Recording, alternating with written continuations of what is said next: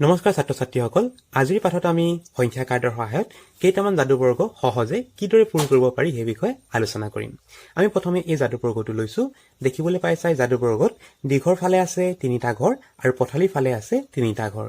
গতিকে এই যাদুবৰ্গটো পূৰ কৰিবলৈ মুঠতে আমাক সংখ্যা কাৰ্ড লাগিব 9খন। আমি 9টা সংখ্যা কাৰ্ড ৰাখিছো। ইয়াত চোৱা 1 2 3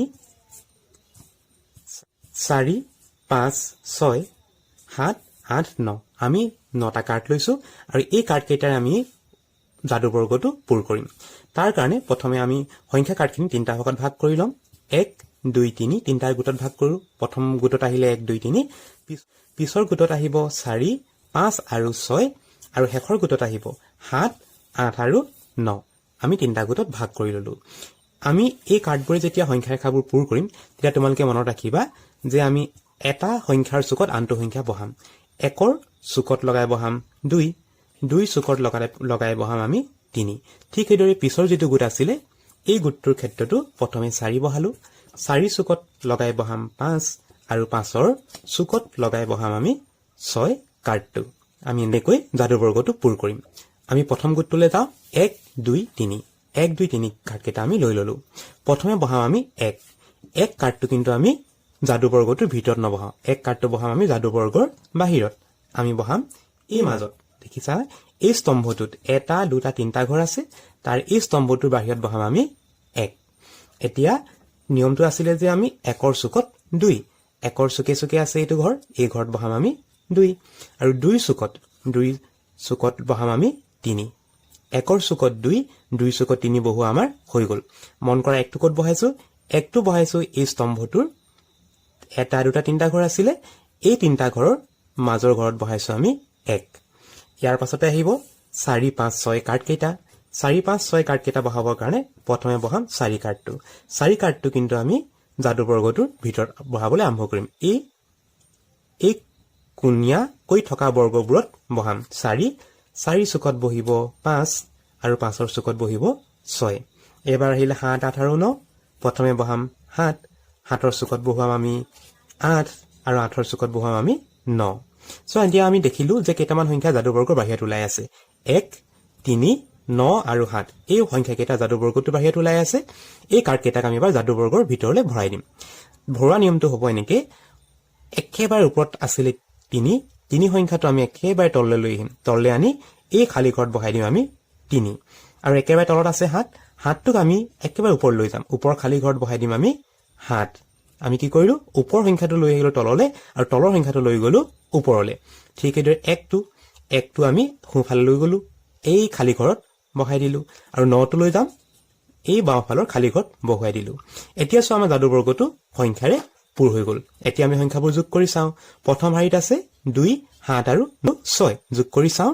2 7 9, 9 6 15 লিখি ৰাখো।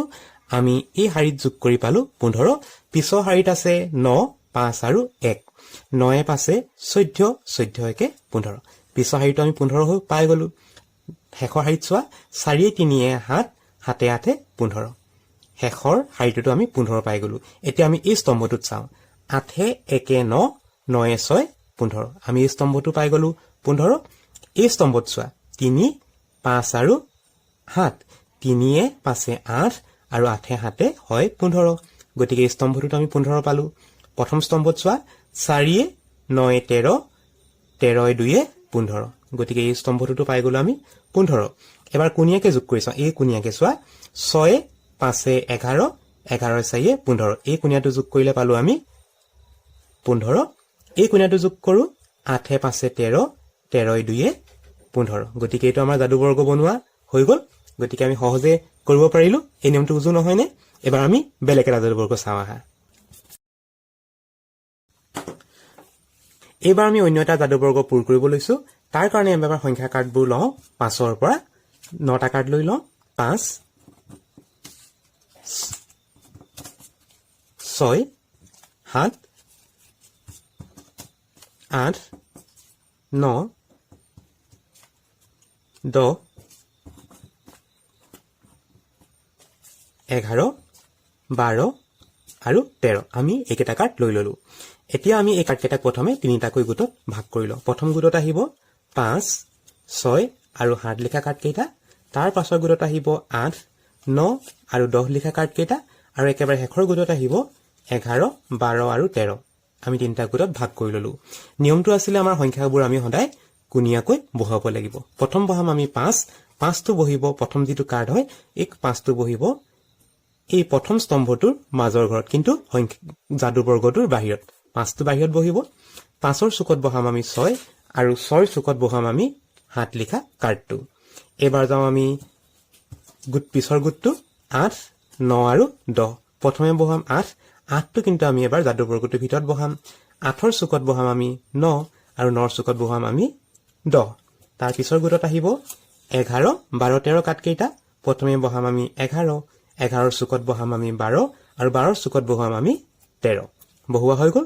ইয়াৰ পিছৰ নিয়মটো আছিল ওপৰৰ যেটো সংখ্যা জাদু বৰ্গৰ বাহিৰত ওলাই থকা ওপৰৰ সংখ্যাটো আমি তলত থকা খালি ঘৰটোলৈ আনিব লাগে তলত থকা খালি ঘৰলৈ লৈ আহিলো বহিলে 8 আৰু 12ৰ মাজত ঠিক এদৰে 11টো আমি লৈ গলো ওপৰলৈ ওপৰত থকা খালি ঘৰটো ইয়াত বহালো আৰু সোঁফালে আছে 13 সংখ্যাটো জাদু বৰ্গটো বাহিৰত আছিল 13টো আমি লৈ যাম বাওঁফালে থকা খালি ঘৰটোলৈ আৰু বাওঁফালে থকা 5 সংখ্যাটো সোঁফালে থকা খালি ঘৰটোল বহুৱাই দিলো এতিয়া আমাৰ জাদু বৰ্গটো বুৰ কৰা হৈ গল তোমালোকে এটা যোগ কৰিছো আসন গটেকেটা সংখ্যা যোগ কৰিলে তোমালোকে আটাইকেটা ক্ষেত্ৰতে যোগফল পাবা 27 6 11 আৰু 10 যোগ কৰিলে হ'ব 6 11 17 17ৰ লগত 10 যোগ কৰিলে হ'ব 27 ঠিক এদৰে এই জাদু বৰ্গ এই যেটো ঠিক এদৰে এই হাৰিটো সংখ্যা কেইটা যোগ কৰিলে পাবা 27 আৰু এইকেইটাও যোগ কৰিলে পাবা 27 আৰু কুনিয়াকে যদি যোগ কৰা কুনিয়াকে যোগ কৰিলো এইটো কোণৰ যোগফল হ'ব 27 গতিকে এইটো এটা আমাৰ জাদু বৰ্গ হৈ গল